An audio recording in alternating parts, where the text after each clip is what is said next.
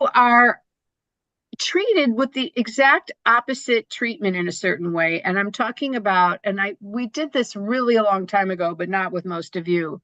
Bruria, who was the wife of Rabbi Meir, who was a great Talmudic scholar, and Rachel or Rachel, who was the wife of Rabbi Akiba.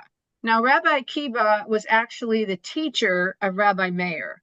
Rabbi Akiba comes first historically, but I want to talk about Bruria first because she's more controversial and she's unique. And then the rabbis, or Rashi, tries to cut her down to size because they actually can't. You're going to be, oh, this is a good one for you, Leslie. You're going to be very outraged because she's so amazing, and we'll see what they do with her. So we're going to look at Bruria first, and then Rachel, who is the epitome of the sacrificing and devoted wife. Okay, so all right. So let me start with Bruria. And I made it in very big print and everything so we could all read it. And if anybody wants a copy of this afterwards, let me know, because they're really, Bruria in particular is very unique and special. So, okay, Susan Ehrlich, why don't you read? Oh, I'm not muted. Okay. It's not very often that we find the name of a woman mentioned in the Talmud. Bruria was one such exception, a great Jewish woman whose wisdom, piety, and learning inspire us to this day. Bruria lived about 100 years after the destruction of the Second Temple, so that's like 170, which occurred in the year, that goes on, 70 CE. She was the daughter of the great Rabbi Hananiah ben Teradion, who was one of the 10 martyrs whom the Romans killed for spreading the teachings of the Torah among the Jewish people. So that happened, like 163 or something, where there were 10 martyrs that they murdered, and one of them was also Rabbi Akiba. He's the most famous one of the 10 because he said the Shema when he died, and that's where we got this idea. And they were laying him alive. I don't want to go, it was terrible. But he said, I always wondered how I would love God with, I said, all my mind and all my heart and all my soul, and this is it. So, but Rabbi Akiba is the one who started the tradition that you say the Shema before you die. And so Hananiah ben Teradion was another one of these 10. So already we know Bruria had a father who was killed by the Romans because she endured a lot. Another paragraph. Oh, just one thing. Rabbi Hananiah was also a very good rabbi, and he's in the Pirkei Avot. Yeah, he was a scholar, a great scholar as well. So she came from a tradition, a father who was a great scholar. Yeah. Go ahead. Bruria was not only the daughter of a great man, but was also the wife of an equally great sage, the saintly Rabbi Meir, one of the most important teachers of the Mishnah. So if the Mishnah, I just want to remind everyone, the Talmud has 2 sections, the Mishnah and the Gemara. They're all the Talmud. And the Mishnah, I'm going to do this for a second. The Mishnah is the part that kind of explains the law, like Rabbi Meir said, or Rabbi Akiba said, and they explain a law. And then the Gemara is where they sort of argue and say, well, I don't think that. What about this? Or what about that? And then it goes on and on and on. And also the Mishnah is in Hebrew and the Gemara is in Aramaic because it was the language that they spoke. And one law could have pages and pages of discussion before they decide to make the decision and rule which way it is. One of the great things about Maimonides, who's called the Rambam in Hebrew because it's Rabbi Moses ben Maimon, so that's why it's Rambam, it's an acronym, but Maimonides, who lived in the 1100s, is that he wrote this thing called the Mishnah Torah, which is this unbelievable compendium where he said, why should people have to read all the discussion and the arguments to get to the conclusion? And he did this amazing thing where he told you the law and a little bit of the discussion and then the result. the result. Like, what's the rule as opposed to having to read and read and read and read and read. He was a Sephardic rabbi, and a lot of the Ashkenazim, like, I don't know if they were jealous, but they said that they were outraged. How dare you, leave out the argument? But the Mishnah Torah is used to this day, and it's very, very, famous. And he didn't. I thought he could even do it. Can you imagine going through the entire Talmud and finding all of the rulings and organize them according to subject? So anyway, that was a Rambam, and so this was the Mishnah that we're talking about. Her husband, Rabbi Meir, was often quoted in the Mishnah. So that was the first part. Okay, Merle, you're muted, my dear. The Talmud tells us many stories about Beruia. She studied Beruia. Yeah, just say Beruia. Beruia. Okay. She studied 300 matters pertaining to halakha, Jewish law, every day, which would be quite an amazing feat for any scholar. So she studied Talmud, is what they're saying, or she studied law every day. Go ahead. Amazing. Thus, the sages frequently asked her views regarding matters of law, especially those laws which applied to women. For instance, the sages had different opinions about the law of purity and asked Beruia for her opinion. Rabbi Judah sided with her and recognized her authority. So this is all in the Talmud, and laws of purity would probably be, about your period and the mikvah and, touching and all that stuff. But they felt like they conferred with her. Huh. There was another case where there was a dispute between Beruia and her brother. One of the greatest authorities was asked to judge the case, and he said, Rabbi Hananiah's daughter, Beruia, is a greater scholar than his son. Okay, so Beruia. She was smarter than her brother. She was smarter than her brother, this woman. So, which that should go to you. Okay, Lori, why don't you read? Beruia was very well versed in the Holy Scriptures and could quote from them with ease. Just a minute, Doris, could you mute? Apologize. That's okay. I thought I was muted. I'm sorry. That's okay. What? I thought so she was very well versed in Holy Scriptures and could quote them with ease. Holy Scriptures mean the Torah. That's the Torah. Go ahead. Good. To illustrate what her character was like, we are told the following stories in the Talmud. So it's unbelievable how many stories, how much text was devoted to this woman. She was unique in that, and that they told historical stories about her. Okay, go ahead. Beruia had a sister who was spared by the Romans and carried off to the city of Antioch, where they wanted to force her to live a life of shame. Which means as a prostitute. Beruia urged her husband, Rabbi Meir, to take the great risk of going to Antioch and saving her sister. Not only did Rabbi Meir succeed in freeing her, but he also made an investigation and managed to obtain witnesses proving that his sister-in-law had remained pure, which was very important to her future. This investigation made it necessary for them all to flee from the Holy Land. Beruia fled with her husband to Babylonia to share his exile with him there. Okay, so there's one story saying that he got her, he kidnapped her. In some way, he able to get her from Antioch, which is part of Turkey today. And then, the Romans were looking for them. So they flew to Babylonia, which is Iraq today.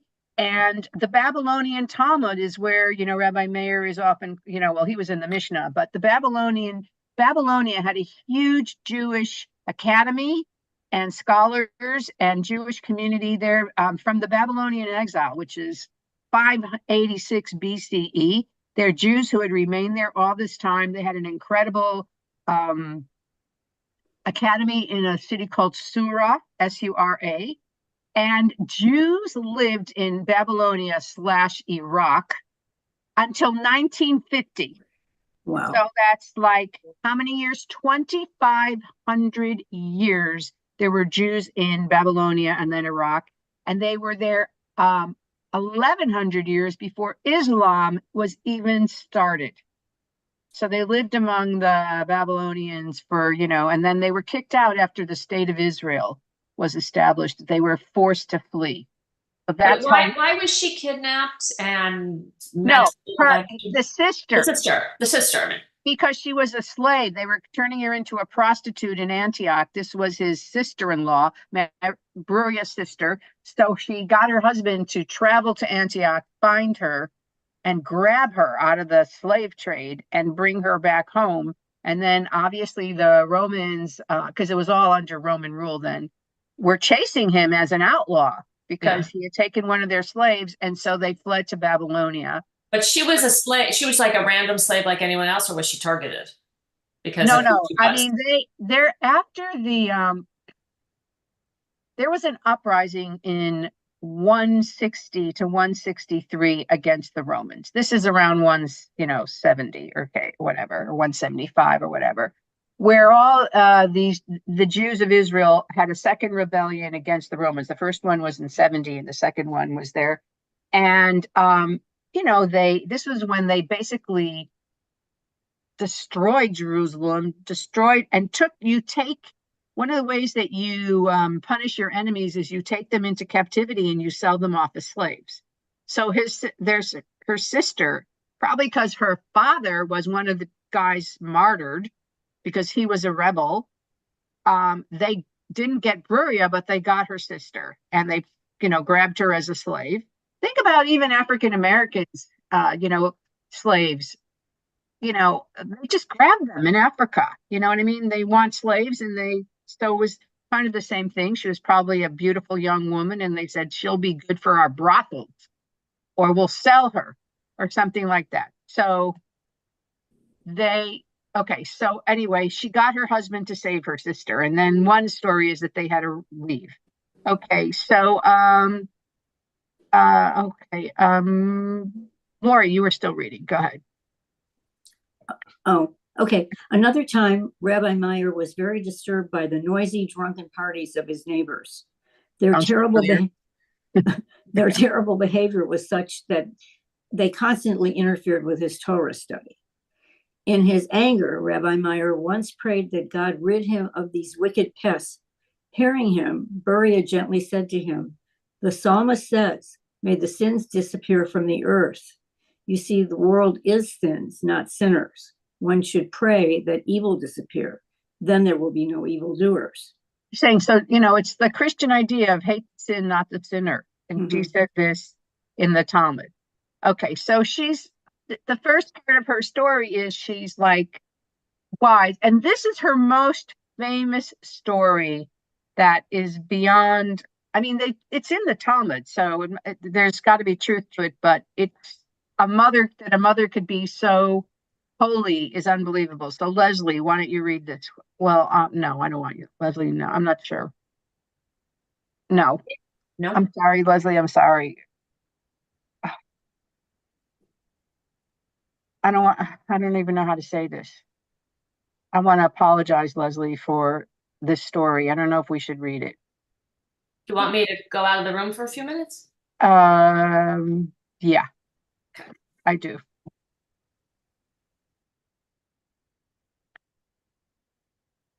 Okay, the reason I'm saying this is they lost their two sons. She lost her two sons in the story, and Leslie lost her two sons.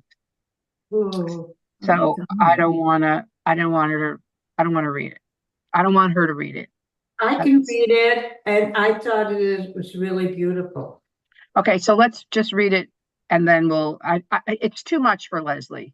It's too much. I understand that, but it was moving to me. Yeah, go ahead.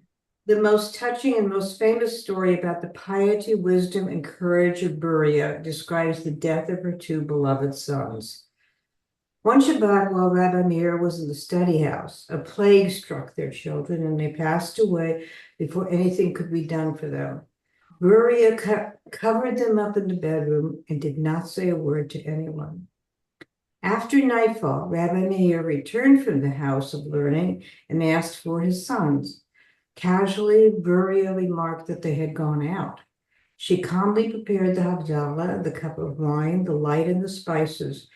She also distracted him while she prepared and served the evening meal with which a Jew accompanies the departing Shabbat queen. Then, after Rabbi Meir had finished eating, Beria asked him for an answer to the following problem. Tell me, my husband, what shall I do? Some time ago, something was left with me for safekeeping. Now the owner has returned to claim it. Must I return it? That's a very strange question indeed. How can you doubt the right of the owner to claim what belongs to him? And Rabbi Meir exclaimed in astonishment. Well, I didn't want to return it without letting you know of it, replied Beria. She then led her husband into the bedroom where their two sons lay in their eternal sleep. She removed the bed covers from their still bodies. Rabbi Meir, seeing his beloved sons and realizing that they had passed away, burst out in bitter weeping. My dear husband, Beria gently reminded him, didn't you yourself say a moment ago that the owner has the right to claim his property? God gave and is taken away. Blessed be the name of God. You could see why Mm. I didn't want to Certainly. Mhm. read that in front of Leslie, because one of her sons died 6 months ago. One of her sons died 3 years ago. Oh my goodness. So, and she has 3 sons now. She has 1 son. So Oh I my didn't want goodness. to. I didn't want to. I But, just didn't. my son died, as you well know, or you may remember. It was a while ago, but I found some of this. This is more of an observant thing, but I found it touching that their souls are returned to God in that regard. So it's like anything else in the group that I went to for support. I found that responses were different to the difference and even opposite to the same situations or sayings or stories. Yeah, Mhm. I'm not sure. I I didn't want agree with you. I agree with you. It's I wrong. don't want to take the chance. Right. Of course. Yeah, how triggering it could be, or I don't know. And I hope she comes back, but I didn't want to. I mean, I just said, oh, how holy she was, how amazing. And then I just thought, oh my God, You're right. it's too much. It's too much. So hopefully she'll come back. I can't text her. I can email her. You can come back. Mhm. Okay, is she back? No. Mhm. Because this part I wanted her There to she read. is. Okay. Okay. Perfect. Just thought it would be too triggering for you, so that's why. But now this part is for you, because this is your. I appreciate that. I wasn't listening. I mean, I could hear voices, but I know. every day is triggering. I'm sure so. Yeah. But this is going to arouse your feminist outrage. The Bruria incident. Okay, Leslie. Okay. The Berea incident. The Talmud mentions that in the middle of his life, Rabbi Meir fled to Babylonia and mentions 2 possible motivations. The second of these is the Berea incident, a phrase which is not explained. Maaseh de Bruria. Okay. Yeah, oh, for sure, I can't read that. Yeah. Various post-Talmudic commentaries offer explanations of this incident. Okay, so I just want to explain. They say they ran to Babylonia because of the Bruria incident, and that's all they say.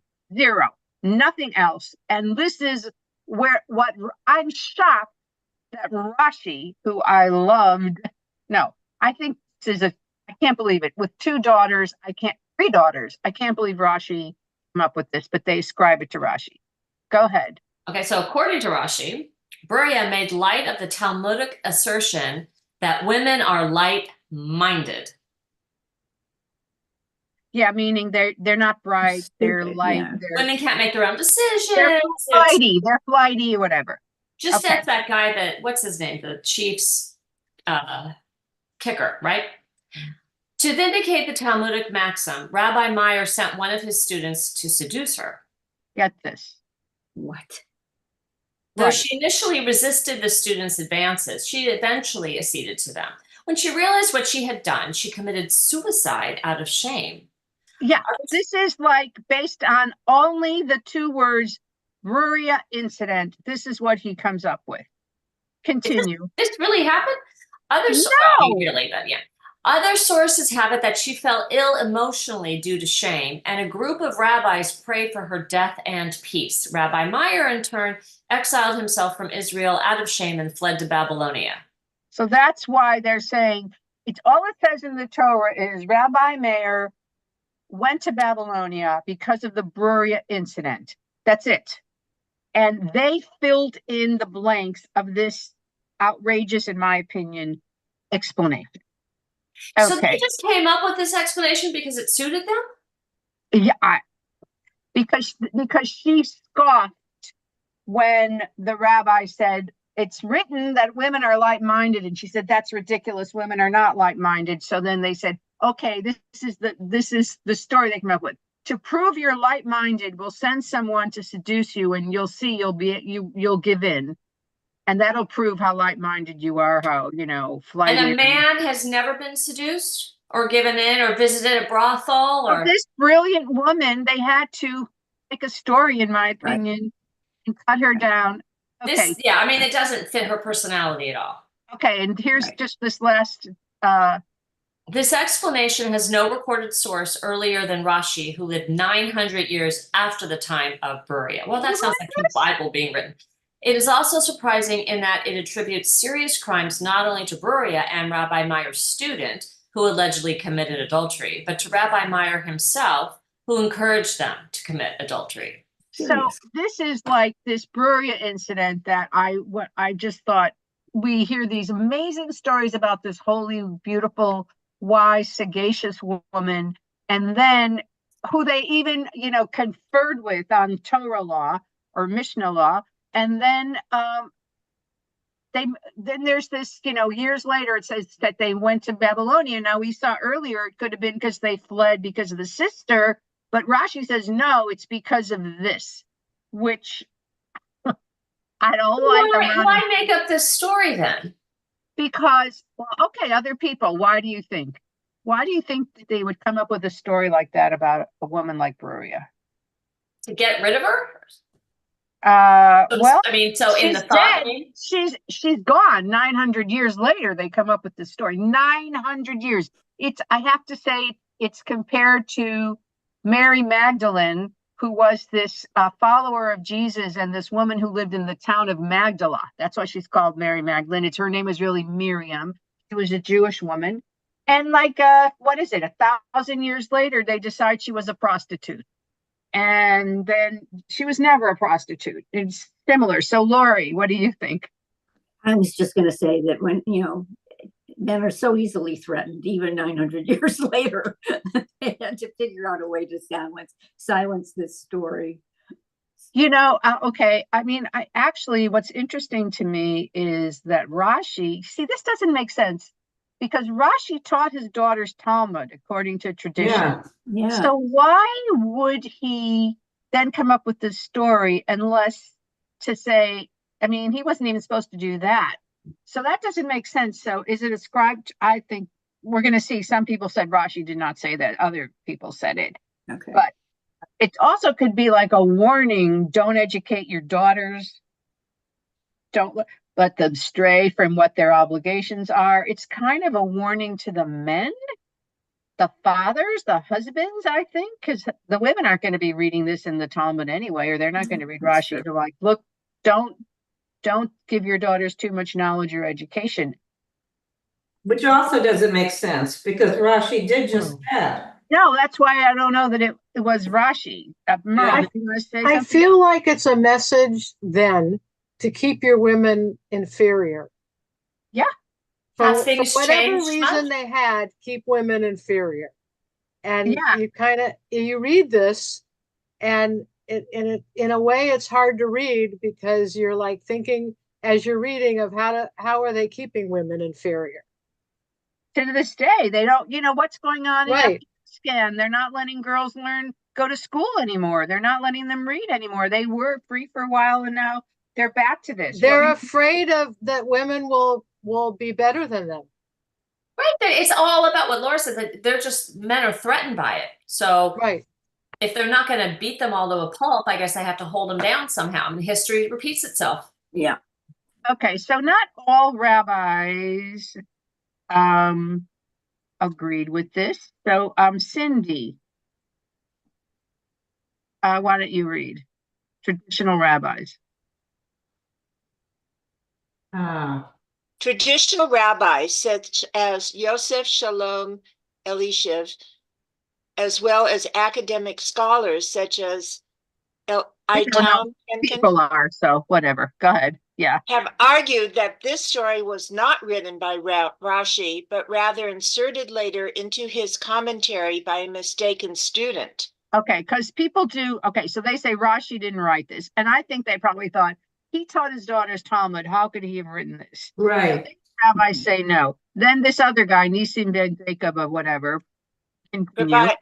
Provides a different explanation that is closer to the text. According to him, Rabbi Meir and Bruria had to flee to Babylonia after the Roman Empire executed her father, sold her mother into slavery and her sister into sexual slavery at a brothel to be rescued by Rabbi Meir, and were looking for her. Yeah, so that's what I said. They were on the run from the Romans. Yeah. Because that makes more sense. Makes more sense. Okay, continue, Cindy. Other rabbinic sources also take issue with Rashi's commentary, and indeed, there exists a tradition among Orthodox rabbis to name their daughters Bruria as an assertion of her righteousness.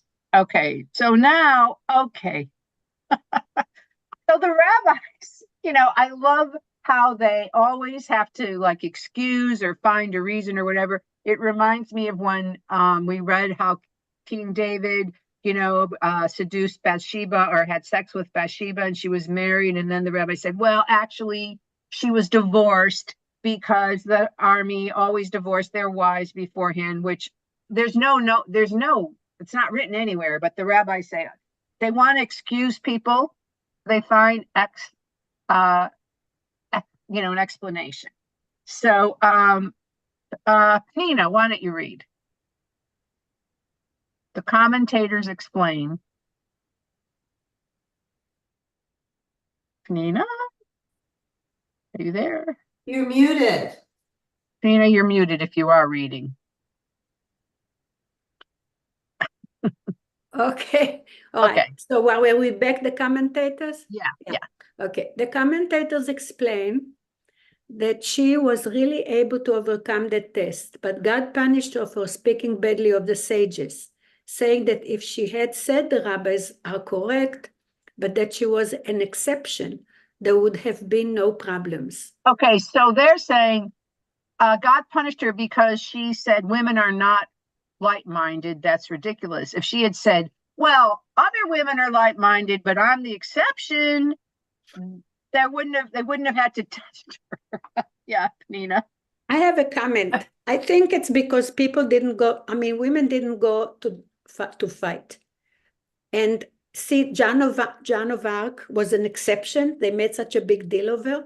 Right. Because she was leading armies. But women didn't go to war on a regular basis. And I think that put them in a different category to start with. Because the whole mentality was that the tribes were fighting constantly against each other. This is what they did. That's what they're living. And to acquire the other people's either women or sheep or the wheat or whatever it is, everything that you can take. And the women was just like a piece of the other property. Because I still say that today, if you look at places where women go to the army, United States, they go to the Navy, they go all over. And Israel, I think it gives you a different status. And I just noticed when I was reading it that why were they so like I don't know, I call it washable, that you could like erase them like a stain. That's the only explanation that I can come up with. I mean, I know what you're saying, and I think the mentality was correct, but this was after there were no tribes, there was no Israel anymore. It was Roman, totally run by Romans. They were. Yeah, but Israel may not have its tribe, but other people still were tribes. Yes, the women, but I think the rabbis just could not. It felt very threatening to realize that a woman could be as brilliant a scholar as a man, even if she were an exception. Well, she had an opportunity. Obviously, her father studied with her and taught her, because how would she know it otherwise? So you're right. She was the exception, but she believed any woman, or many women, given the opportunity. And they're not light-minded. I mean, anyway, light-minded. Come on, they run the home, they do everything, they raise the children, they make so many decisions. Okay, but here's more excuses. Okay. I'm looking at Golda Meir. Golda Meir rose to fame because she was always very active politically. And I agree, she became like a prime minister. We know women can do it. Okay, I want you to read here the commentators. Okay. The commentators all posit that there was no actual sin committed because the students were sterile. Those that say there was an act of sexual intercourse hold that Rabbi Meir pretended to be his own student. Okay, Oh my goodness. So, it was just him. It wasn't really adultery because he was pretending. Like she wouldn't know. God. Come on. Keeps getting worse. You're right. Okay. That's true. Frightening. It is Rashi who puts forth this idea. He had only daughters and they were all scholarly. Some say they even assisted him in writing his commentary. Okay, so That makes no sense. I know. I mean, I don't know that Rashi said, well, it was just her husband. She wasn't really a sin. I think it's more likely that a student stuck it in. Okay. So now I have to tell you something very, very, a little bit funny. When I was 18, I got the notice from the army that I have to go.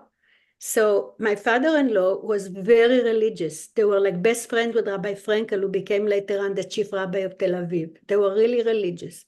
He was a butcher, kosher chap, very much.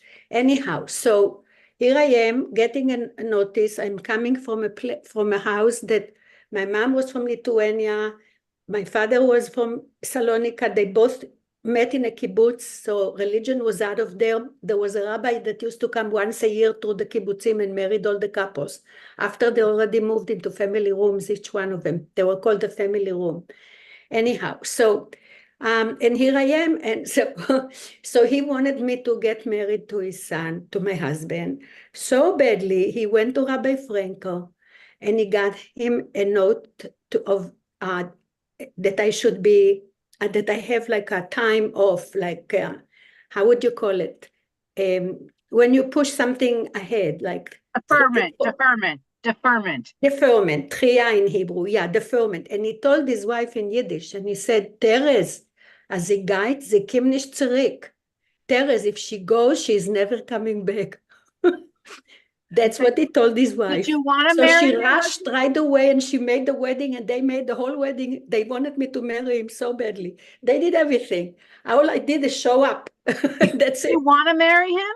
He wanted me to get married Did to his you son. want to marry him? Who? You. Did you want to marry him?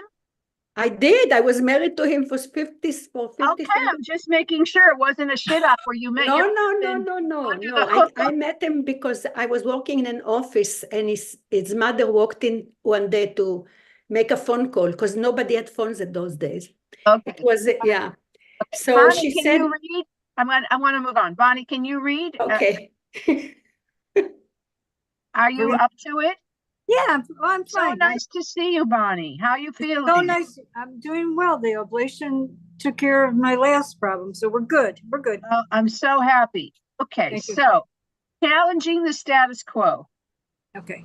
As we have read, tragedy stalked Beruia and her family. Her father was martyred by the Romans, and her mother and brother also died violently. Her 2 sons died suddenly in a single day, and her sister was carried off into exile. Can you imagine? Wow. No, I can't. Beruia could be loving and gentle. She was with her husband, Mayor, and also arrogant and biting even to great scholars. She ridiculed a sectarian, somebody from a certain sect. derided an erring student, and made a fool of Jose, Yossi. Okay, so I said I made a Mexican, the Galilean, when he met her on the road.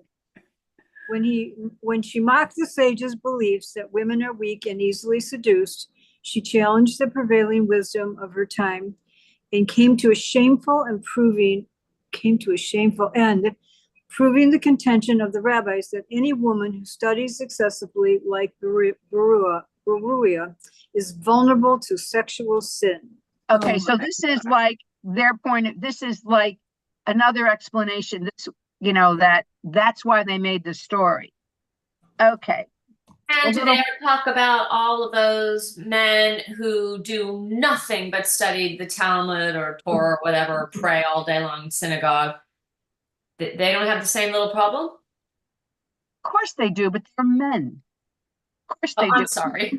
Yes. Like the movie. This like is the what's movie. interesting. It's like the movie Yentl. Yes. What's interesting is the rabbis could not later wrap around their idea that a woman could be so complex, that she could be strong and that she could be wise and she could be loving and she could be biting. She had to fit a certain mold, which I don't know that we'll get to. Rachel, Rabbi Akiva, according to the stories about her, which I'll tell you, fit. She's like the ideal wife. And that's probably a made up story.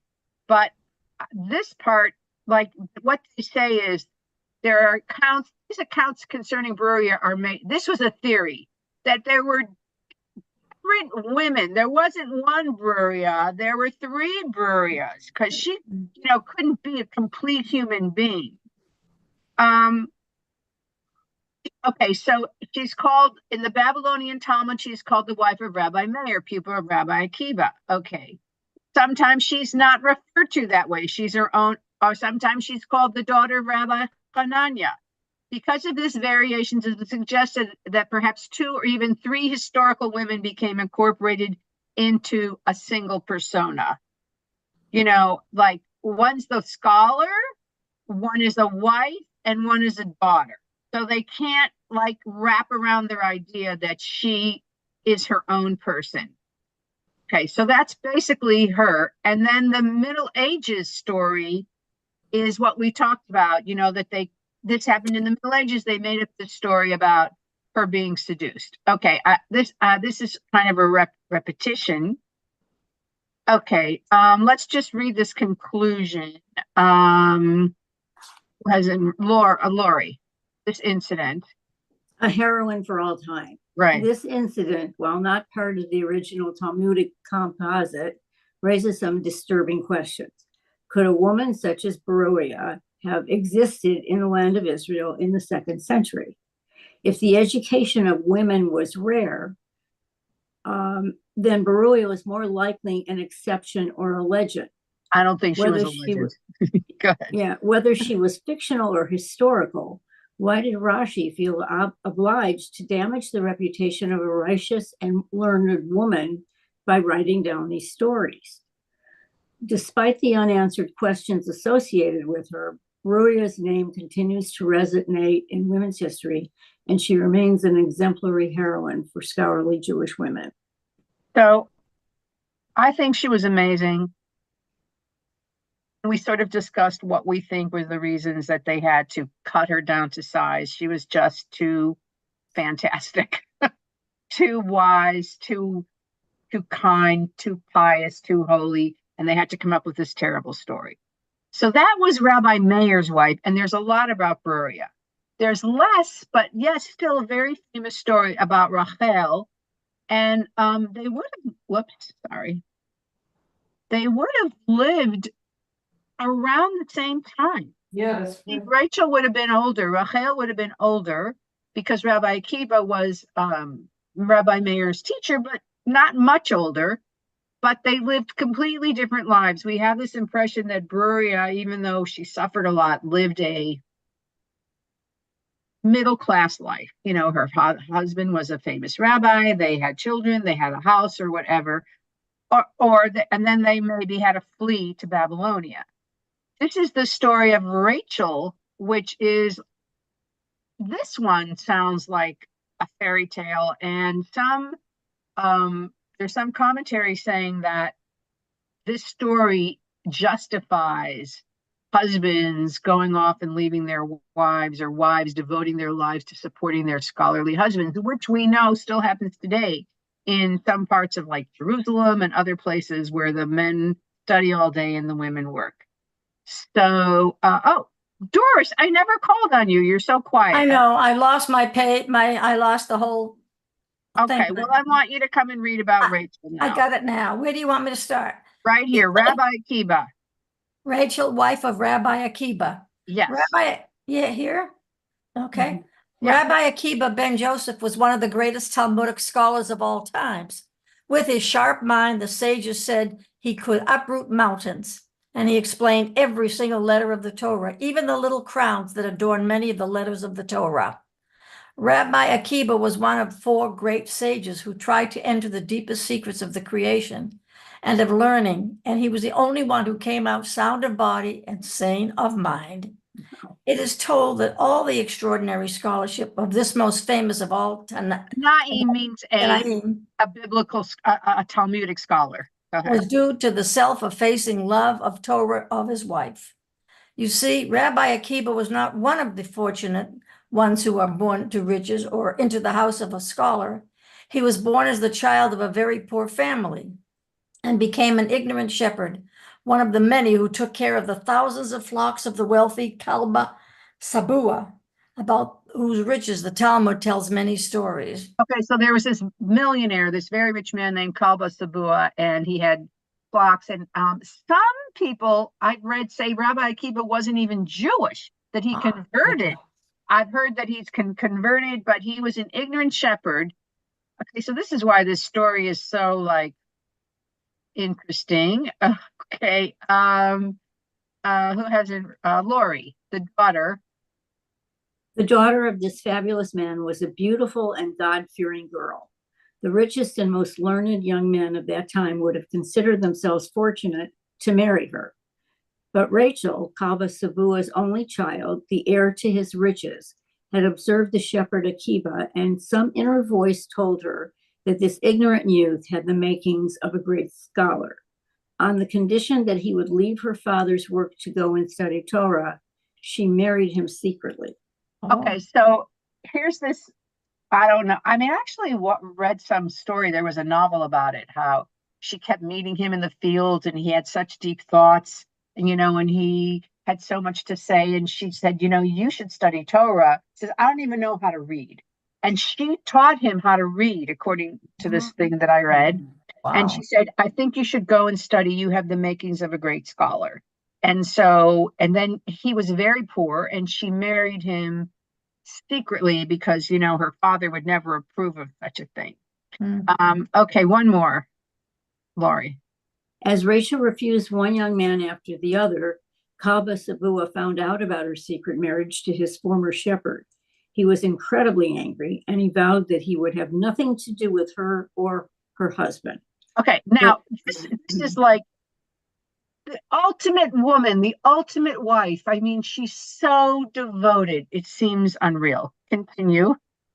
Gladly, the only child of the richest man of those days left all the luxuries and comforts to which she had been used and went to live with Akiva in a shack, sleeping on a bundle of straw and working hard with her own soft hands so that her husband could devote himself to the study of Torah. Once, when she could not find work, she even cut off her beautiful long hair to sell it so that she would have some money with which to buy a dry crust of bread for both. Oh my God, she's such a wonderful wife. That's love. Right. Okay, Susan. Yeah, yet even in their poverty, they were willing to share with others the little they possessed. Once a poor man passed the shack of Akiva and Rachel and begged, "Pray, good people, let me have a handful of straw. My wife is sick and I have nothing to bed her on." At once Akiva shared his own bundle of straw with the poor man, remarking thus to Rachel, see, my child, there are those who are fare worse than we." The poor beggar, say our sages, was none other but the prophet Elijah, who had come to test Akiva's good heart. So there's this legend that Elijah the prophet wanders the earth disguised as a beggar, and that he is testing people to see how they will treat him, and whether they'll be blessed or not. And so any beggar could be Eliyahu Hanavi, Elijah the prophet. Okay, Susan, a little more. Okay, after Akiva had mastered the basic knowledge of the Torah, his wife and he agreed that he was to go to the academy of the great scholars of those days, headed by Rabbi Eliezer, to devote 12 years to intensive study. Thus the two parted, and for 12 long years, Rachel slaved hard to support herself, while her husband grew to become one of the most learned of all the men that ever lived. At the end of 12 years, Rabbi Akiva returned to his wife as he had promised. Okay, Cindy.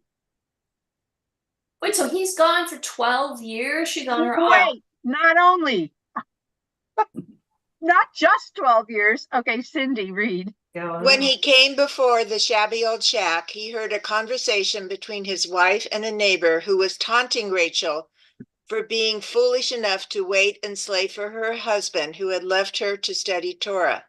"You could live in riches and luxuries if you were not so foolish," said the woman. "For my part, he could stay away another 12 years at the yeshiva to acquire more knowledge," was Rachel's reply.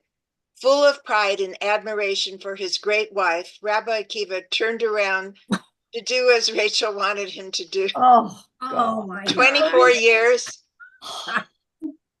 Okay. At the conclusion of the 24 years, Rabbi Akiva had become the most famous of all living scholars. From near and far came the youth of Israel to study under his direction. Continue. Accompanied by 24,000 students, Rabbi Akiva returned home in a triumphant journey from city to city, welcomed everywhere by the highest nobility. The masses, rich and poor, turned out when he came home to Jerusalem. Okay. And I Now, assume those 24,000 students were all men. okay, Leslie, go ahead. Okay. Kalba Sabua, too, was among those who tried to get close to the master. Suddenly, Rabbi Akiva saw his disciples trying to hold back a woman dressed in ragged clothes. At once, he made his way through the crowd to greet the woman and led her to the chair by his side. "If not for this woman, I would be an ignorant shepherd, unable to read the alphabet. Whatever I know, I owe to her," Rabbi Akiva declared. Oh. Keep going. My eyes are rolling back here. The whole crowd bowed in respect before the woman to whom Rabbi Akiva owed his great scholarship. Kalba Sabua, too, suddenly discovered who his son-in-law was. 24 years later, publicly he expressed his regret for having treated his daughter and her husband so badly. Now all his wealth would be theirs. wow. Thus ends our story of Rachel, Rabbi Akiva's wife, whose heroism and self-sacrifice gave us the great Rabbi Akiva. Okay, Yeah. so this is like interesting, and we don't have time for the whole thing, but I wanted to underline this. She is mentioned, and they also talk about he gave her a crown with the like skyline of Jerusalem, a golden crown, and they say wear a headdress, and they say that's because she cut her hair.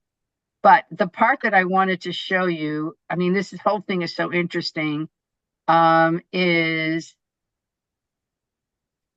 one could conclude that the Babylonian Talmud story is legendary and was composed for didactic purposes, primarily in order to justify husbands in Babylonia leaving their wives at home for protracted periods of time in order to study. Oh, So, it's like it was a concoction. they made up a story. And says in the Jerusalem Talmud, a completely different stories related about the help Akiva's wife rendered her husband. According to this version, she sold her hair and thus supplied him with the funds for his study. Apparently, hair could be a real commodity, a source of income for women at the time, but women selling their hair is a very common and ancient literary motif. Furthermore, the story of the sale of the hair serves the literary strategy of measure for measure. Akiva's wife sold her hair in order to assist her husband, and he later rewarded her with a magnificent headdress. That's what I told you.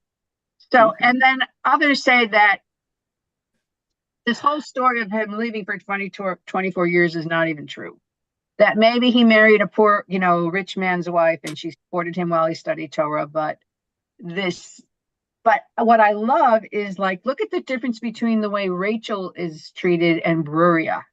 I mean, in the end of the Rachel story, everybody bows to her and honors her because what did she do? She completely sacrificed everything for her husband. And Bruria, who was really an equal to her husband, they make her commit suicide because of shame. So it's, we can decide what kind of woman we want to be based on these two role models. I think we're all going to choose Bruria, I suspect. And you can imagine these stories being told to young girls for hundreds of years. The cautionary tale of Bruria and the wonderful reward of Rachel, how this would shape your view of what it means to be a good wife or a good woman or where your place is in the world. Is this still taught amongst, say, the Orthodox or? I know the story of Rachel is taught among. I remember learning it as a kid in my Orthodox Jewish day school about Rachel, what a love story it was. And the truth is, though, I'm sure he did love his wife very much. And what's interesting about Rabbi Akiva is he is a lover in terms of his view of the world. Like he says, the most important teaching in the Torah is love your neighbor as yourself. Mm-hmm. And when he died, he said, now I know how to love God with all my heart and all my soul and all my might. So and he said, this is a great ending to this session. He said, and you'll maybe remember I talked about it, but you didn't realize the context. He said, all of the Tanakh, all of the Bible is holy, but Song of Songs is the holy of holies, he said. Ooh. I told you that. And so that's all about love, whether it's love of God or love of man and woman. So he was a man of, he believed in the value of love. And we can perhaps think that had to do with the love he and his wife had for each other, this famous love story. Yes, Lori. I'm struck with the fact that because he was absent for so long, they didn't have children. No, right? Children. And isn't that something that the Jewish wife is supposed to do for her husband, is provide him with an heir? His children were his man is supposed to provide for the wife. 24,000 students. Right. But none named after him. No, he had no children. No. So, and some say that he didn't even start studying Torah till he was 40 years old. Oh. So, she was young. She was in her 20s. Do I have time to tell you a joke? One joke and we're ending. Really quick. Okay. This guy is interviewing the future husband of his daughter.